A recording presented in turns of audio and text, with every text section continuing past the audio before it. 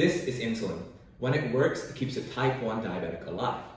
However, in rural Mozambique, the life expectancy of a type 1 diabetic is only 7 months. This is not because the medicine doesn't work. It's because before it reaches there, it stops working. Insulin manufactured in Denmark, USA, and France has to go to rural clinics in sub-Saharan Africa and has to stay cold through the entire journey, between 2 and 8 degrees. However, the last mile delivery has no refrigeration. And when that happens, the insulin degrades silently with the same vial, the same color, and the nurse has no way to know. 6 in every 7 people in sub-Saharan Africa with diabetes can't access the insulin that they need.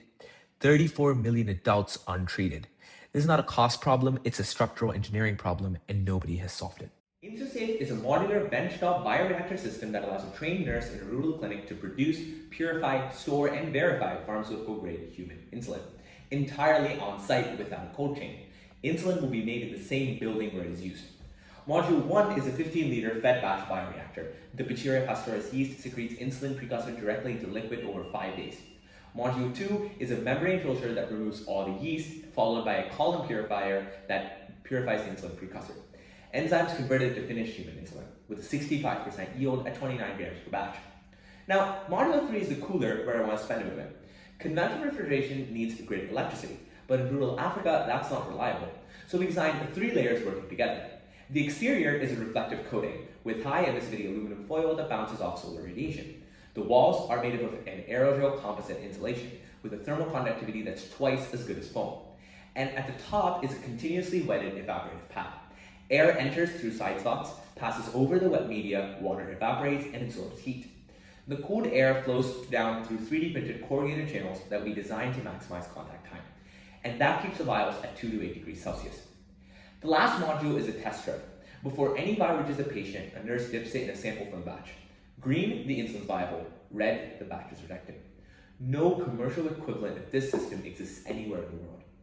This is the as-is canvas, how every current player in the insulin market competes. Novo Nordisk, Eli Lilly, and iCare. They all look almost identical. High cold chain dependency, 0 local production, 0 quality verification at the point of care, and all require specialist operators. They're all swimming in that same red ocean, competing on the same factors for the same customers using the same model. And the rural clinics that need insulin the most, they're not even on this canvas. Every insulin company targets the same customers, urban hospitals, government tender programs, etc. But look at who they've ignored. Firstly, it's the urban LMIC clinics with inconsistent supply. They're in the market, but barely. Tier 2 is the rural district hospitals that have completely stopped stocking insulin, not by choice, but because the cold chain failed them. Third is the 34 million untreated adults in Africa, never once considered a viable market by any insulin company, structurally invisible to the entire industry. Here's how InsuSafe achieved differentiation and low cost at the same time using the ERRC grid. Firstly, we eliminate cold chain dependency entirely. We eliminate import reliance on 3 foreign manufacturers, and we also get rid of the need for a PhD level operator. Secondly, we reduce costs per vials down to approximately $4 to $5 using published fermentation and purification literature.